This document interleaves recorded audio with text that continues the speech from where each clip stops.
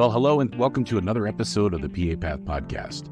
Before we get started, we would like to extend a special thank you to our episode sponsor, Exam Master. Today we have the special privilege of speaking with PA Kathy Pedersen, Associate Professor Emeritus with the University of Utah Department of Family and Preventive Medicine. Kathy is a long-standing leader for the PA profession who has served in a multitude of ways, including her focus on global health, community health, philanthropy, and scholarship. Kathy is a 1979 graduate of the University of Utah PA program. She began her career in medicine with nursing and ultimately became one of the profession's beloved partners. She and her husband, Don, have contributed to the PA Foundation and NCCPA Health Foundation, including the Kathy J. Peterson Endowed Fund to promote equitable care, which has resulted in numerous grants to fund important work, and her dedication to scholarship has worked to further our understanding of the importance of global health. Her clinical contributions as a PA have had enormous impact in the community health setting, as well as in many countries throughout the world. The full list of her accomplishments is quite large and may be found on our website at papathpodcast.com. Kathy, thank you so much for joining Steph and I today to talk about your career as a PA and all the contributions you've made, both locally in Salt Lake City and in Utah, and also globally as well, and for the profession too. We'd like to start with our typical question, which is to ask you about your path to becoming a PA.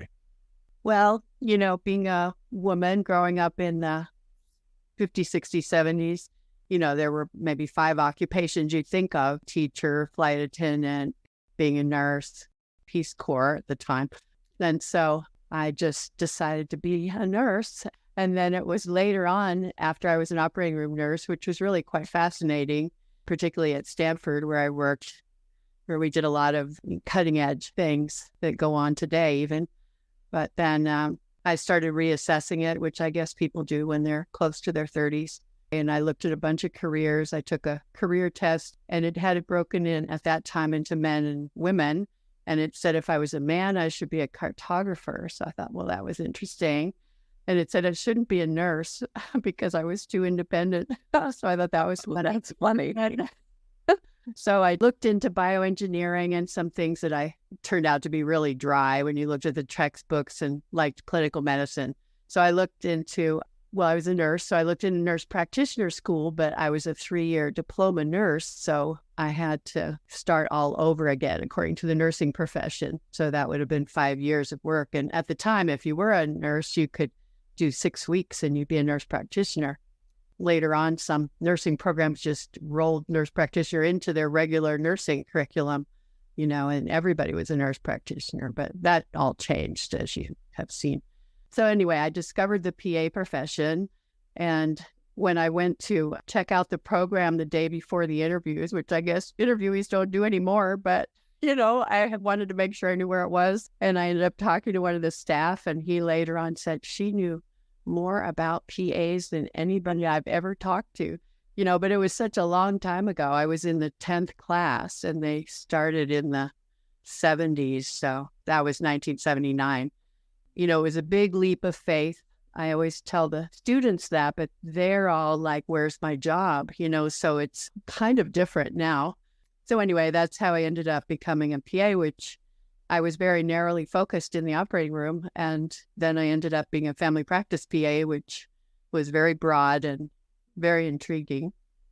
How was that adjustment for you going from the OR to family practice? And what were some of the challenges you had and some of the rewards that you noticed about the different focus? Well, I liked it much better because you got to look at the whole picture, and I like problem solving and analyzing. And so in my career, I always liked the really hard patients, the ones with lots of problems, lots of medicines, even though eventually I didn't end up with enough time to see them. But that's what it really intrigued me, is how it all fit together.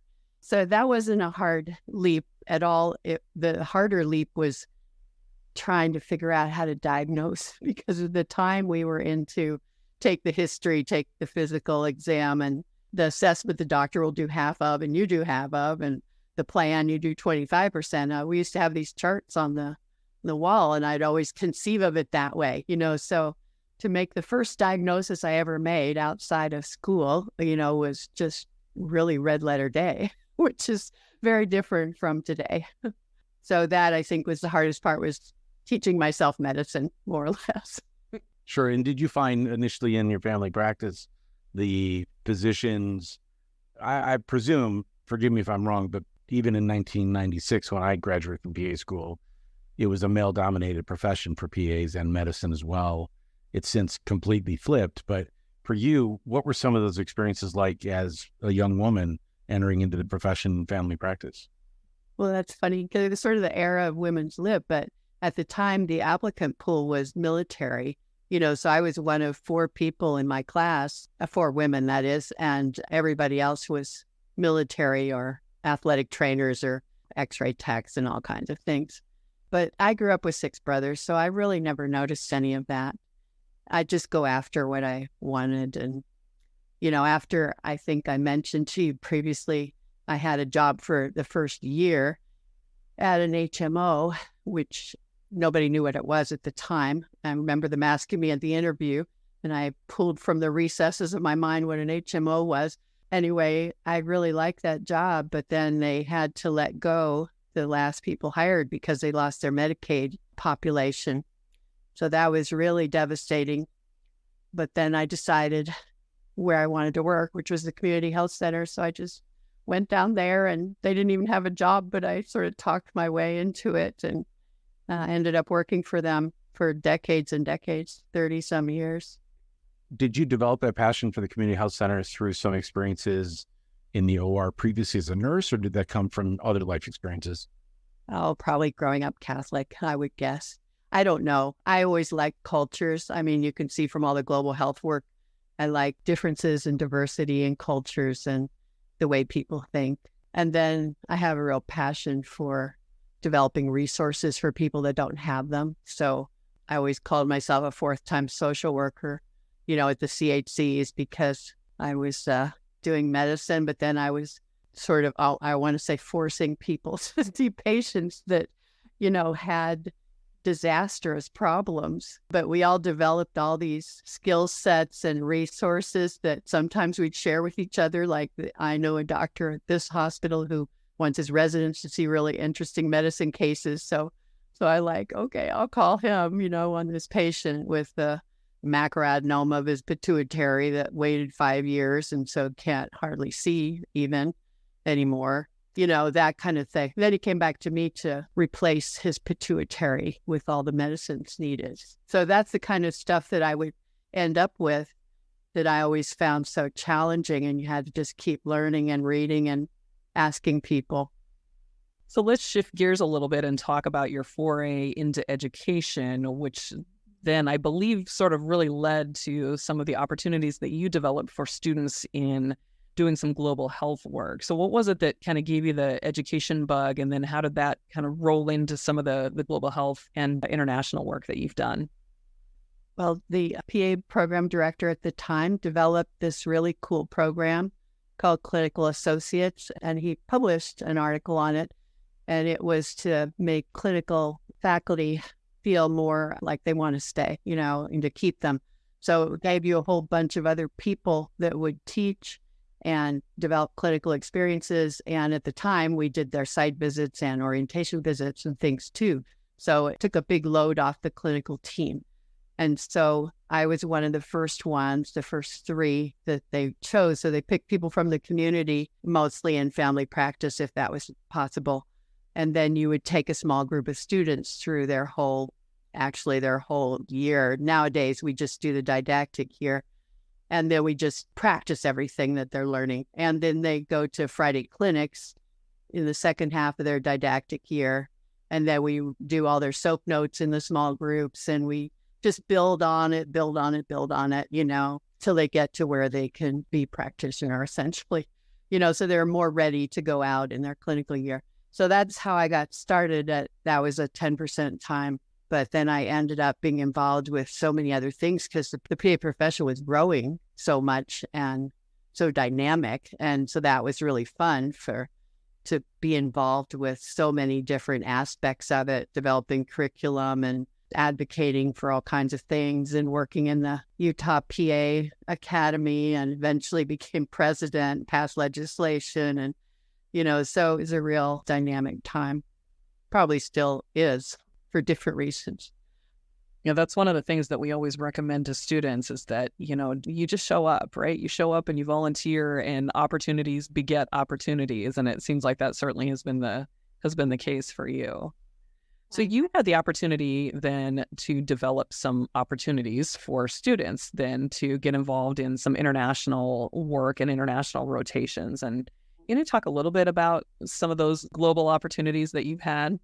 Well, I can't take credit for it all. The program director really jump-started it all with a friend of his who had worked internationally his whole career, which at the time was pretty remarkable. And that's still the case. So it's maybe been 40 years that he's been in every aspect of how do you work internationally. So he would tell us all these stories and ask us these provocative questions like, what do you do with a refugee camp when you have thousands of people? What's the first thing you think of to keep them healthy? And nowadays, I could answer that easily. But at the time, it was like, I didn't think of water and sanitation, but that was what it was. Anyway, he worked in Papua New Guinea at the time, so he convinced us to have an exchange program with students going back and forth. And so I was busy working clinically, so I wasn't as involved with this, but I ended up taking 5 weeks and taking a student to Papua New Guinea. So that was very eye-opening experience. And so from then on, we just kind of built on it. Then this particular person moved on to Thailand, and so we developed the Thailand elective. And I was more instrumental with that, with jump-starting it. And then we sort of create all these things, and then we give them to other faculty people to run. So then after that, then Nepal had a initiative. They wanted someone to work on workforce issues with them. So they have a PA-like provider. And really, I think it was Tony Miller who told us about this opportunity, and really nobody else answered the call. So we ended up working with Nepal on all these workforce issues for a couple of years. And then our Ghana rotation, which someone else ran, ended up being canceled because of Ebola. And so we ended up, in 2 months' time, I developed a whole Nepal elective, which was really hard over Christmas, to say. But that was real successful. So that's run for now 8 or 10 years. And then just last year, we kind of passed it on to other faculty. We had one person who was a graduate, and he had worked in Nepal been there 60 or more times. And so he's our rural portion. So he's really great. And then we have another faculty person who does the urban part. Let's see, does that cover them all? We have other rotations at the Utah PA program like Guatemala, but I always intended to go on that, but I haven't been on that one yet. But another person runs that. I'm struck by my own experiences in Honduras and in Panama. There's always these cases that kind of stay in your soul after you've done that work that really, just kind of put into perspective for me how truly fortunate we are, even though we have a health system that is clearly fractured, but we still have a health system where people aren't walking 10 miles to be seen for a major laceration. I wonder if you have any particular stories that stick out in all the work that you've done so far. I guess just like with global health, where I was pretty naive to begin with, being like in Papua New Guinea, that's probably when I realized there's so many things that go into this. You can't just do healthcare. You have to think of transportation, government, politics, money, healthcare providers. This whole big system, has to work. So I think I saw it the most when I was at the Kakori camp hospital. And it's like, there's no doctors. If there are any, they're in the urban big city. These people, even if they were a nurse and their child was sick, they never saw a doctor.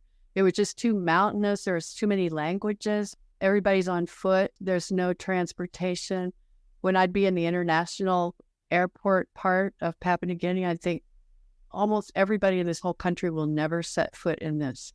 But anyway, some of the cases that just stick with me, and there was one baby that was brought by canoe days, because that's how they count days. And it was like a 1.5-day canoe day. It was a premature baby. The nurses were really, they did everything, actually. They deliver babies. They do everything.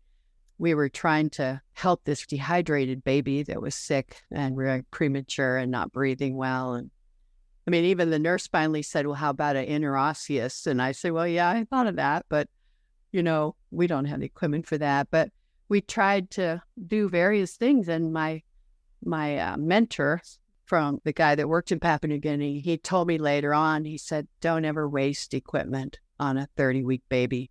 You need it for other people that are going to survive, and that was kind of striking. And then another guy had fallen off a roof, and they had one wheelchair for the hospital, the whole hospital, they all shared it. And my friend told me, well, he wouldn't even be alive if he didn't have a family who was taking care of him. He never saw a doctor, never had an x-ray, never had anything, but he was paraplegic. Another guy came with an Achilles tendon rupture, and he limped away. There was nothing we could do for him. And it was just too sad, It was just such different medicine. Everything was from the earth. We were the only people with garbage, and there was no refrigeration. So we had to open a can, eat that, and then the rest of it would spoil. But everybody had bamboo baskets, and everything that they did was from the earth. So it was really the Stone Age there. Everybody had malaria. They all chewed betel nut, and their teeth were stained, and it was kind of a dangerous place too. It strikes me that when I first went to PA school, public health was not a real big focus at PA school. But probably as a PA educator in the early 2000s, we really started to see a push to a broader concept of health in PA education. I wonder if you saw that yourself as an educator, and some of these experiences led you to kind of encourage or advocate for the curriculum to change as well. Well, I was tasked to do the white paper for the profession for APAP, which is now PAEA. And that was one of my questions in a survey that I developed for my master's program was, where is it all of this taught in PA schools? And so I had surveyed a lot of the country, but it was interesting. It was all over the place in infectious disease and sometimes public health. But yeah, I've been advocating for that for a long time, but I've seen that gradual evolution too, is that it just naturally seemed to take place, particularly because many schools are in academic centers, and then we become masters and now probably doctorate trained. So, it seems like that's a natural part of the curriculum.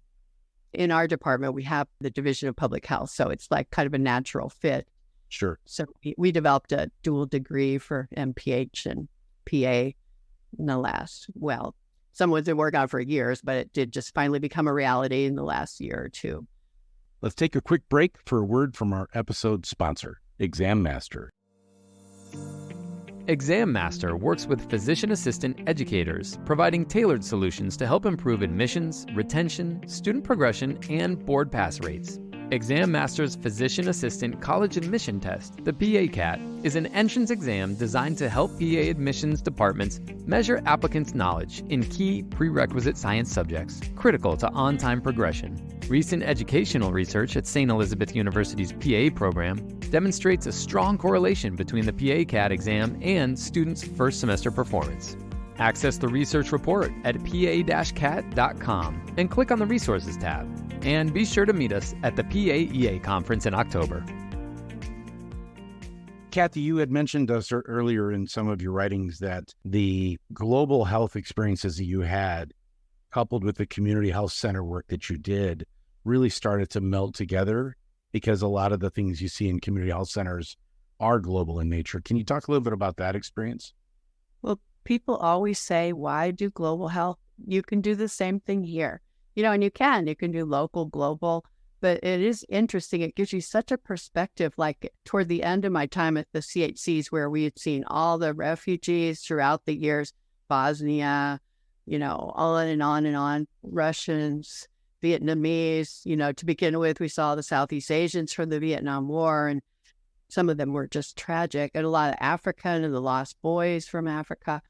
But toward the end, the Hispanics sort of took us over. Having been in some of the countries in Central America, you could just see where they come from and you understand them better. Also, we all ended up speaking Spanish if we wanted more money in our salaries. So I enhanced my Spanish skills. But anyway, some of the same diseases that you see where we've been with our students, you'd see in our patients. I didn't diagnose this, but I figured out this guy eventually had leprosy, a new case of leprosy.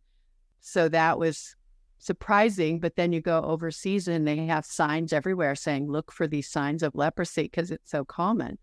And TB isn't that common here, but otherwise, people are vaccinated against TB. Many other countries, and there's whole chest disease hospitals and TB sanitariums and people with really bad complications that you don't even envision here at all.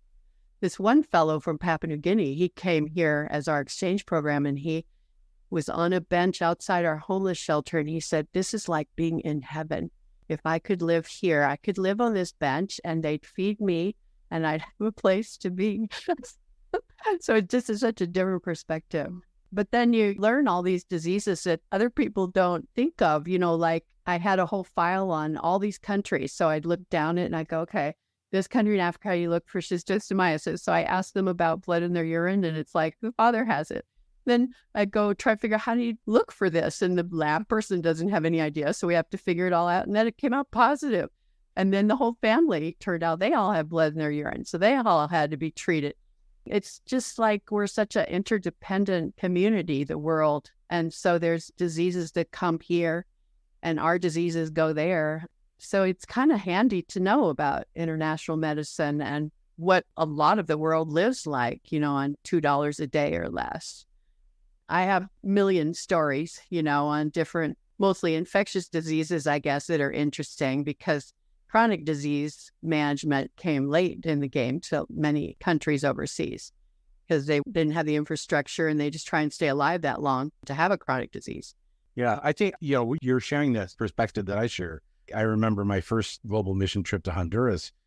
A father hiked with his daughter for 10 miles to get to the American base camp. She had been chopping wood. She was 9 years old.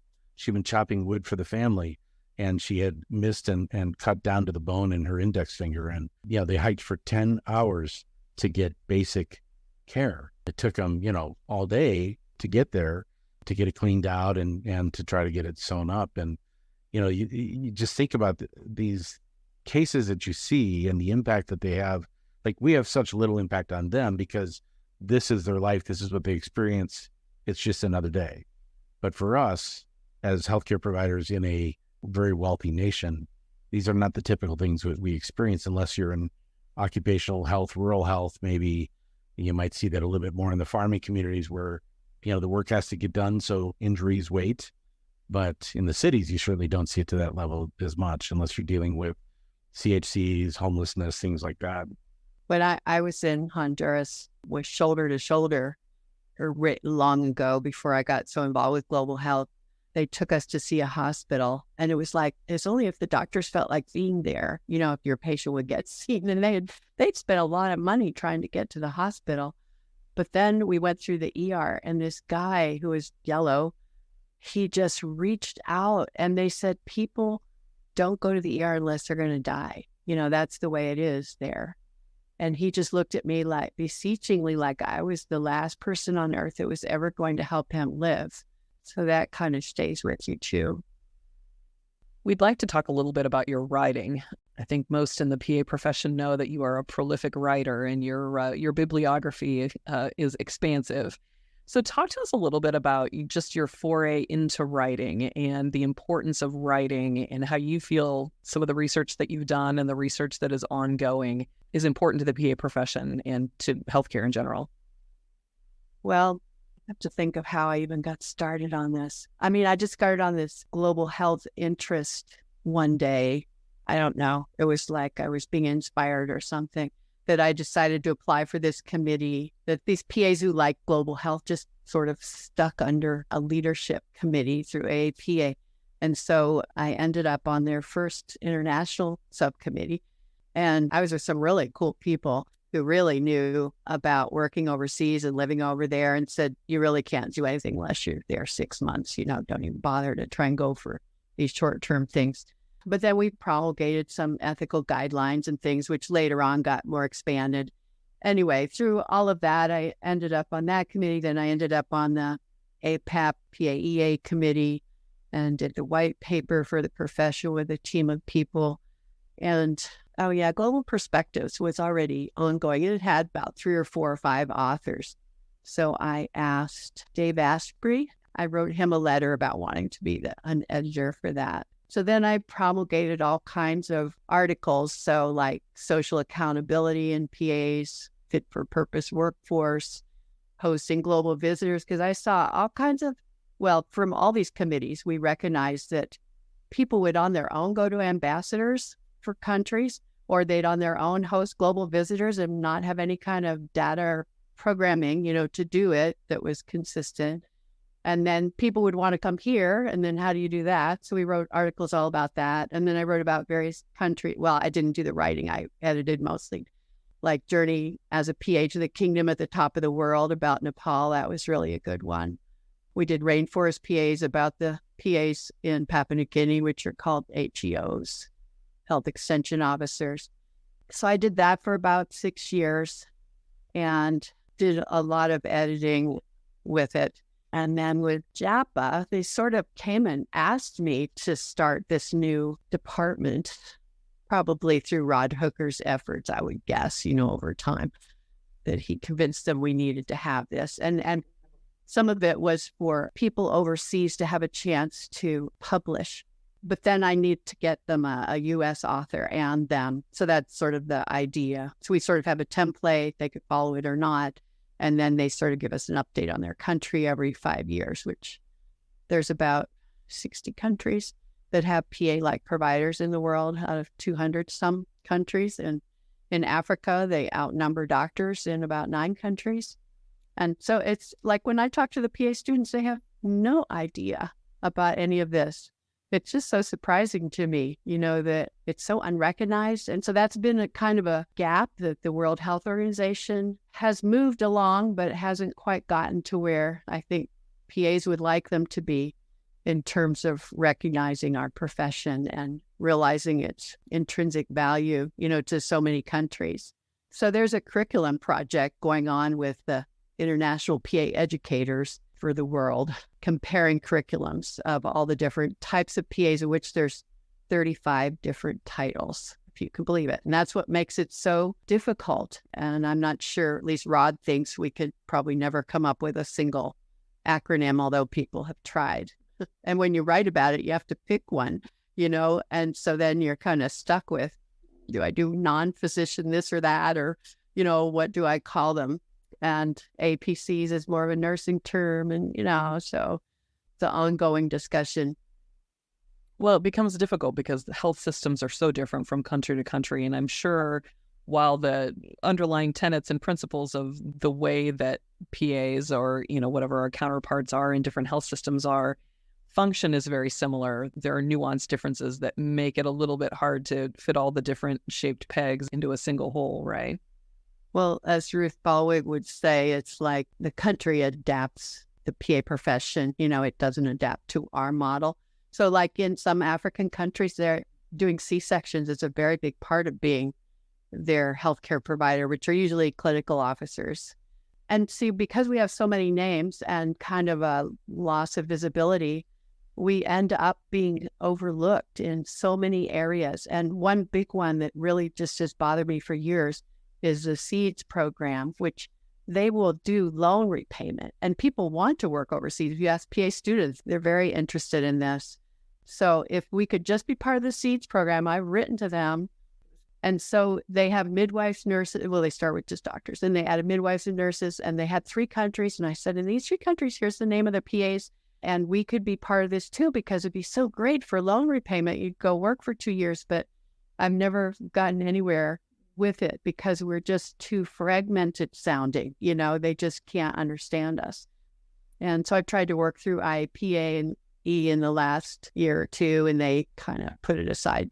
But anyway, those are kind of the gaps that you end up with, that it would be nice to have some kind of for organization policy surrounding so many pieces of this. Kathy, one of the things that you have done that not very many PAs have done is you have really focused some of your life's work on philanthropy. Part of that is your NCCPA Health Foundation, Kathy Peterson grant to promote equitable care, the Equal Access to Higher Education Scholarship that you have. I wonder if you could talk a little bit about not only that opportunity, but also just the whole thought process around developing a philanthropical approach to promoting the profession and aligning it with health access? Well, I was once a speaker for a philanthropy group. And so I studied all of this. And then I told them, well, really what it is it's all about the 5 love languages, because my husband happens to be a gift giver. And so it's all about him. I don't have anything. I can't take responsibility for putting forth a scholarship. I'll design it, if he wants to do it, but he's the one that's the mover, shaker behind all of the different philanthropies that he's developed and that he's put my name on. And so I can't really take credit for them, but they are things that are dear to my heart. Once they're there, then I like one supports global projects, but has a lot of things built in for accountability. So it's a little daunting for people, I think, to take on, but they've done some great projects. And then the other one, because I grew up poor with 9, there were 9 of us, and, I put myself through nursing school and everything, that I wanted people to be able to go to PA school, that might not have the same opportunities. So that's what the other scholarship is about that's in my name. So I can't really take credit too much. Well, Kathy, behind every great human is probably a really great partner that has made a difference in their lives and helped them succeed as well. So I'm sure Don would agree that he'd be the first to say that this is his love language from your love for him. Of course, we talked to Don. He'll be on the episode just before yours. So it's a really nice 1-2 punch. Kathy, are there any of those projects that you're really excited about or that give you great pride that have come from that? I'm happier with some of the, I'm more familiar, I should say. I sort of glance over all the projects and it all happens outside of me, and I read their annual reports and everything. And I was going to kind of list those in my mind so I could talk about them. But, they do everything from psychiatric stuff to diabetes things to children and, all kinds of projects that have good outcome data. And they involve students, they involve faculty. And so I'm pretty pleased with it all. I mean, the secondary impact that scholarship and these opportunities that you and Don have provided are really, it's immeasurable, the impact that those will have downstream. The profession is indebted to both of you for that. Before we wrap up, we always like to give people the opportunity, if there's anything that we didn't get to touch on today that you wanted to talk about, or any parting words of wisdom that you'd like to provide, we'd certainly give you the opportunity to let us know what's on your mind. Well, I would say that I would like to see global health take more of a forefront in the PA world, which 10 or 15 years ago, that APA CEO told me we're a domestic organization, period. That's it. And then it's just been all over the place with committees, subcommittees, passing it from one organization to another. It's really quite interesting. Then they'll say, oh no, the board is going to take this on, and then it dies there. And then, things just never really go anywhere, particularly, or if they do, it's very slow. In the meantime, all this activity is happening overseas. With Europe, Germany, it's just amazing what they've done in just 2 or 3 years. They're just a phenomenon. And the Netherlands is way in the background doing all this good stuff for 15 or 20 years. And the UK had almost died, and then they came back, and now they have like a whole bunch of programs, including, I listened to your one on Ireland and wrote to Lisa about her talk because she did such a good job. So we have PA pilot from this country going to other countries, Australia, New Zealand, England, Ireland, Scotland. So that's been all real interesting. So I guess I'd just like to see some more organized effort, around what are the topics that need to be considered and how do we advocate for our profession. And it can't just be the calling of a few people. It really should be the calling of many.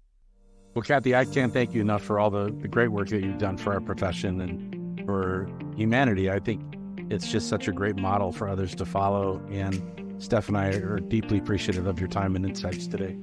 Well, thanks. It's been fun talking to you. We want to thank Kathy for her time and for the dedication she has provided to our profession and to global health throughout her career. She is truly one of our pioneers that paved the way for so many to serve. with an equity mindset throughout the world. We would also like to extend a special thanks to our episode sponsor, Exam Master. Tune in next time as we continue the conversations with our PA colleagues and leaders around the world.